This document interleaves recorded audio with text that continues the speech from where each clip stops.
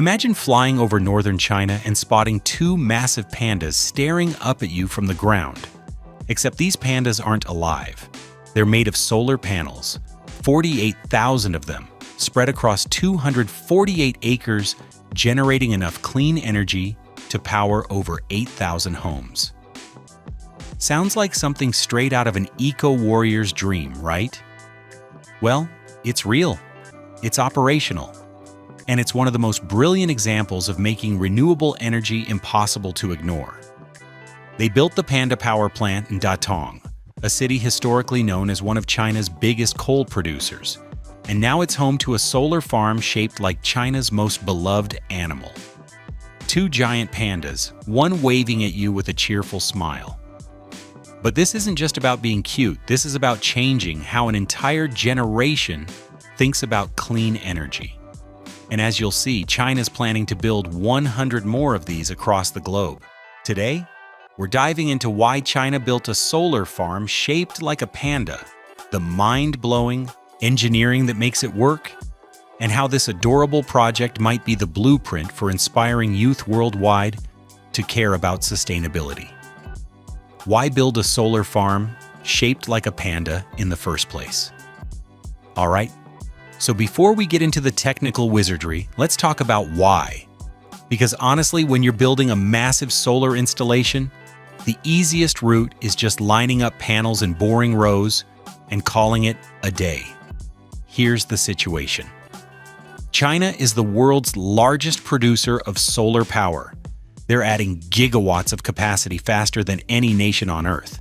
But here's the problem. Young people weren't engaged. They saw solar farms as just another industrial project.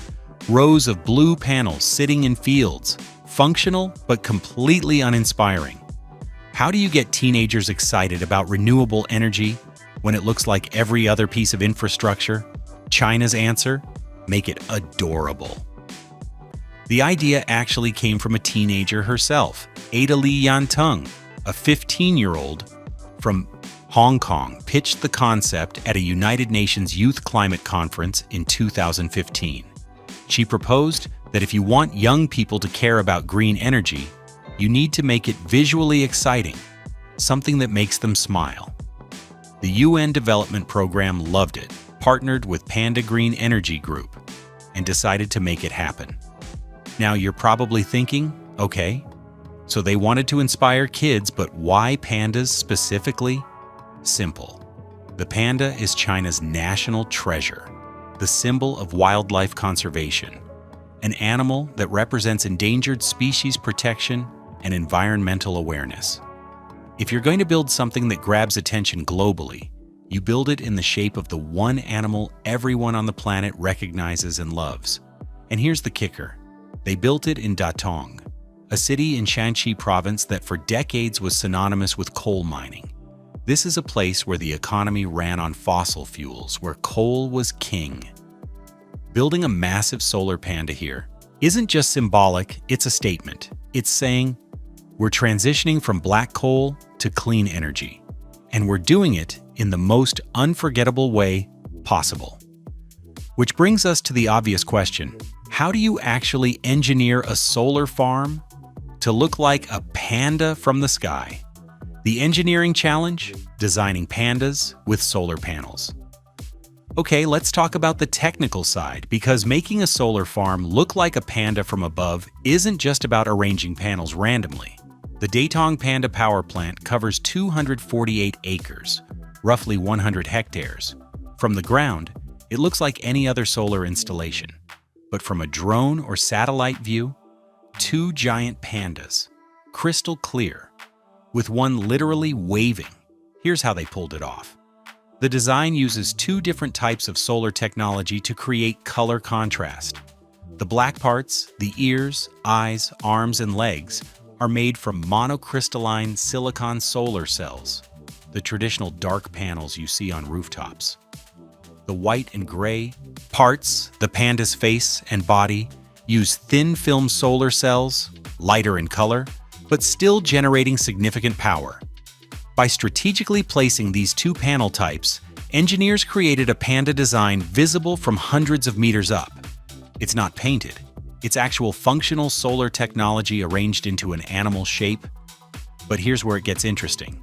Every panel had to be positioned at the optimal angle for sunlight capture while simultaneously forming the panda's outline. Engineers couldn't just trace a panda shape and slap panels down. They had to account for terrain variations, shading, and electrical wiring connecting thousands of panels. The result? A 50-megawatt solar farm in Phase 1, with plans to double that to 100 megawatts.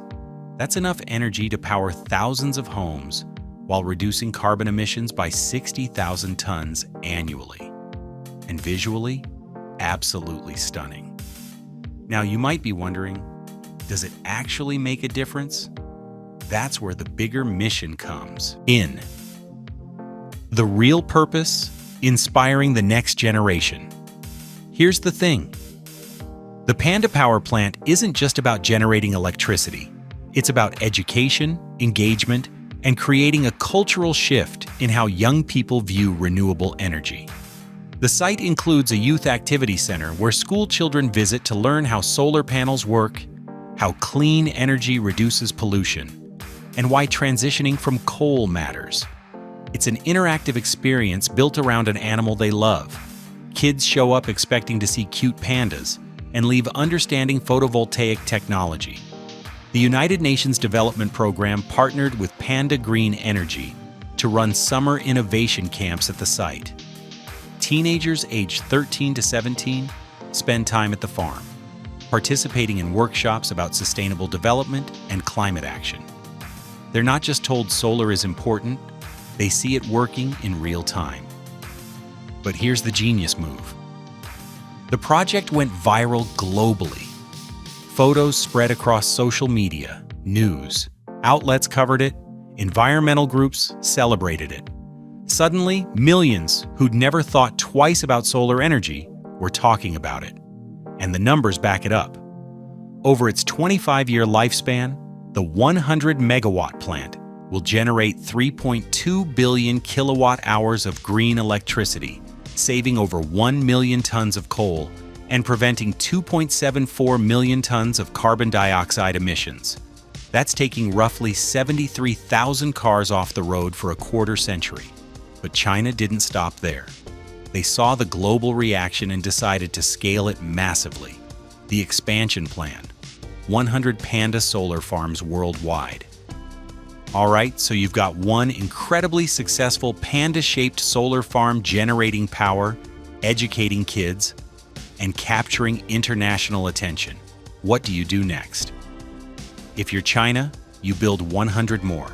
Panda Green Energy launched the Panda 100 program to construct Panda solar farms across China and beyond, targeting regions in China's Belt and Road Initiative, the massive infrastructure strategy connecting Asia, Europe, and Africa.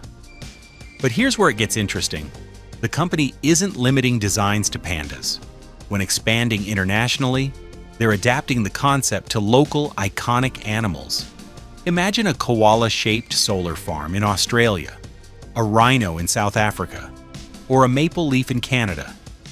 The idea is to make renewable energy culturally relevant wherever it's built.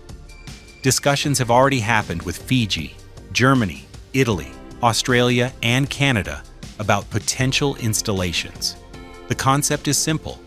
Use recognizable shapes to make clean energy visually appealing and emotionally resonant.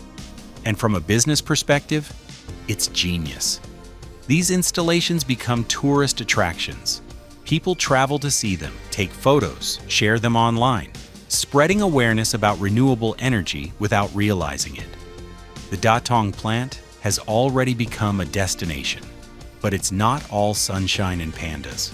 Projects like this come with real challenges. The challenge is it practical or just publicity?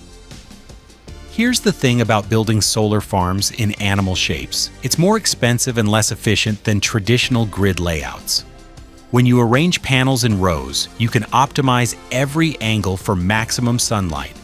When you're forming a panda, some panels end up in suboptimal positions just to complete the design. Critics question whether the extra cost is justified. Traditional solar farms can be built cheaper and generate more power per acre. The counter-argument is simple. Inspiration and education have value that efficiency calculations don't capture.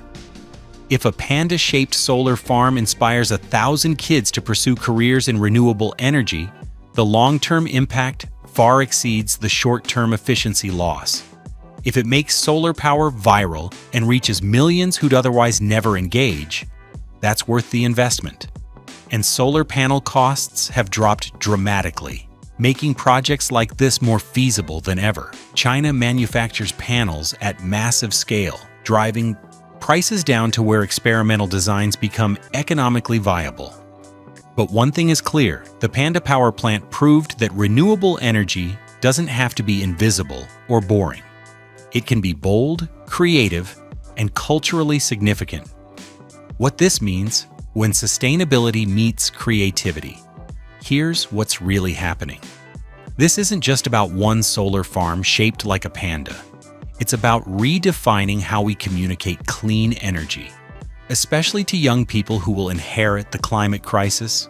For decades, renewable energy was marketed through statistics and scientific arguments. Solar reduces carbon by X%. All true, all important, but completely uninspiring to most people, especially teenagers. The Panda Solar Farm flipped that script. It made renewable energy visual, emotional, and shareable. It turned infrastructure into a cultural phenomenon, and it proved you can inspire action through creativity just as effectively as through data. When kids visit Datong and see thousands of panels forming their favorite animal, they don't just learn that solar works, they feel excited about it. They want to tell friends. They take photos. They start conversations. And some decide to pursue renewable energy careers because they saw something that made them believe the future could be both sustainable and beautiful. That shift matters because climate action requires mass engagement. We need millions of people caring enough to demand change, to support green policies, to choose renewable energy. And if building solar farms in the shapes of beloved animals helps achieve that, the extra cost is absolutely worth it. So where does this lead? What happens when creative renewable energy projects become the norm? When inspiring the next generation becomes as important as pure efficiency? Honestly, we're starting to find out. Alright guys, that's it for today's video. If you enjoyed learning about one of the world's most creative approaches to renewable energy, make sure you hit that like button and subscribe to the channel. Turn on notifications so you don't miss our next video because trust me, we've got some fascinating topics coming up. And here's a question for you. If you could design a solar farm in the shape of any animal, what would you choose?